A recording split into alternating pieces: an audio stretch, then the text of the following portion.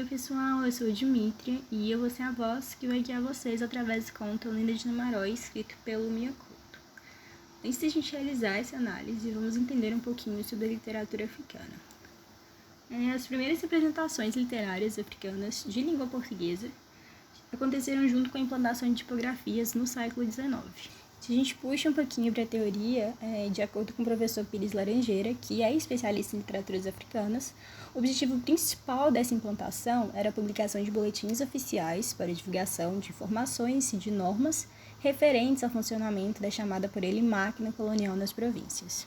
Já o crítico Manuel Ferreira, numa tentativa de demarcar os períodos que abrigam as manifestações literárias africanas de língua portuguesa, aponta 4 momentos essenciais que perpassam por uma escrita pautada nos modelos colonizador, o sistema cultural europeu, uma representatividade a malgrado durante certo período do meio geográfico, caminhando para uma presença maior do meio sociocultural, até culminar no 4º momento, que corresponde à fase histórica da independência nacional, onde várias vertentes literárias que foram pertencentes aos movimentos de libertação do sistema colonial surgem junto com as forças de resistência representantes de cada nação. É neste 4º momento essencial na literatura africana de língua portuguesa que temos o escritor moçambicano Mia Couto.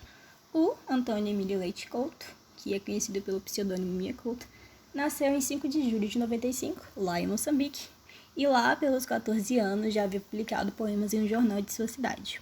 No Brasil, o moçambicano, dando continuidade ao legado de José Craveirinha, recebeu o Prêmio Camões no ano de 2013. Uma outra grande representatividade que o autor tem no nosso país é que ele ocupa uma cadeira na Academia Brasileira de Letras. E além do prêmio gestado, o autor foi vitorioso em algumas premiações. Por exemplo, em 89 ele ganhou o Prêmio Anual de Jornalismo Airosa Pena. Em 2007 ele ganhou 2, como a União Latina de Literaturas Românticas e o Fundo Zafari Borgonte de Literatura. Em 92, o Prêmio Nacional de Ficção da Associação dos Escritores Moçambicanos. Em 2001, o Prêmio Mário Antônio e em 2011, o Eduardo Lourenço. E além de autor, o Mia Couto é professor na Universidade Eduardo Mondlane, em Moçambique, e atuou como jornalista por 10 anos. Essas outras profissões refletem muito em sua escrita, já que é impossível dissociar totalmente o autor de sua obra, principalmente quando a escrita é tão inspirada em características presentes na vida e concepção de mundo do autor.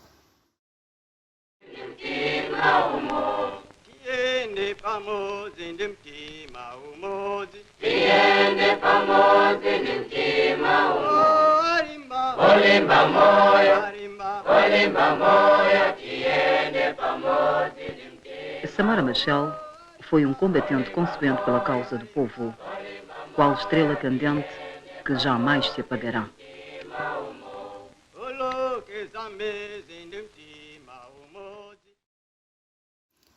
As obras de Mia Couto fazem parte de uma literatura que está presente ali no período pós-independência e pós-guerra civil de Moçambique.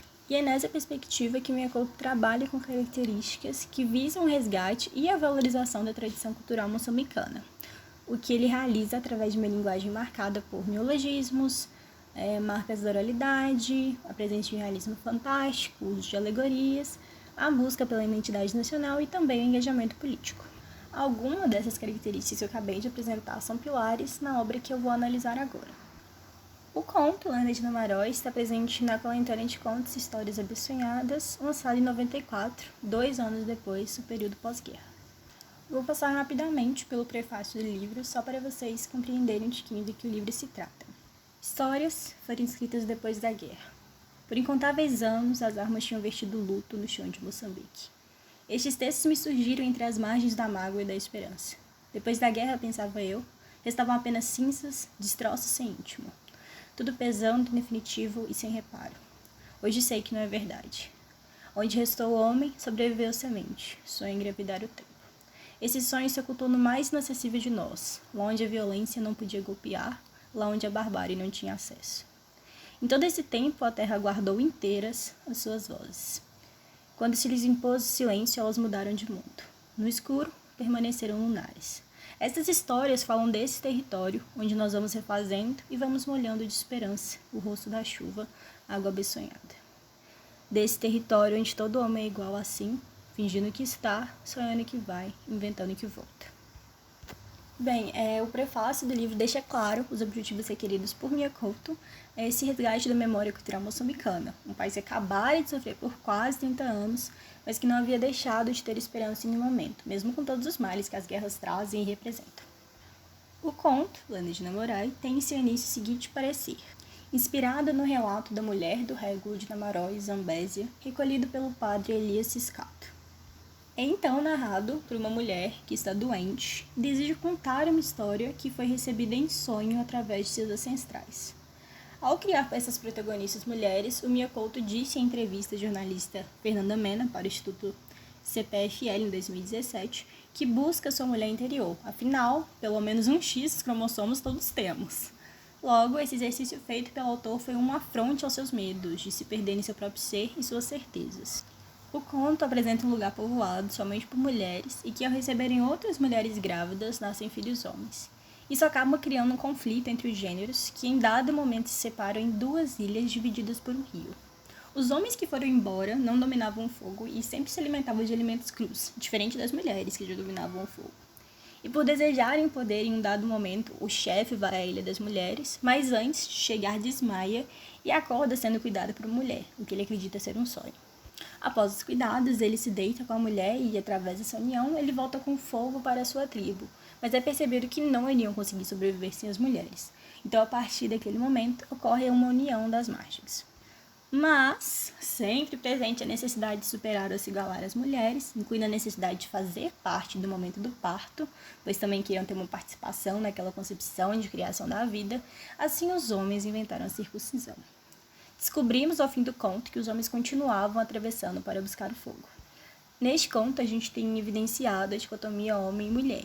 O fato de ser a interpretação de uma história oral retoma uma das características principais de Mia Couto, a reprodução da cultura oral de não somente seu país, mas de outras partes. O texto apresenta o empoderamento acerca da mulher, que está muito ligada à questão do parto e à possibilidade de gerar um ser humano. Também exalta quando coloca como detentora de poder, que nesse caso é o fogo, a relação de superioridade é nítida. Entretanto, assim como os homens chegam à conclusão das mulheres também, afinal, um não sobrevive sem o outro. Biologicamente, a raça iria se extinguir. A lenda está atrelada desde seu início à história do povo, de sua formação, de seus atritos e, no final, um ponto de esperança para a vida naquele povoado que continua a receber visitas. É uma releitura da história da criação repassado pela sociedade patriarcal. Mas agora, sob uma perspectiva feminina, a mulher, como detentora do conhecimento e poder de gerar a vida, o que é cobiçado pelo homem, daí nasce a necessidade da realização da circuncisão. A literatura apresenta um realismo fantástico, como eu já tinha dito um tempinho atrás, e é um realismo enorme, e faz diversas analogias, como a do próprio fogo, que representa o poder, e em dados momentos temos a frase: as mulheres têm uma parte vermelha, é dela que sai o fogo, o que faz uma certa relação com o ciclo menstrual e os mistérios que o cercam. Também há metáforas como a que vemos no rio que divide as ilhas, representando a divisão de gêneros, algo que ainda é muito forte até hoje.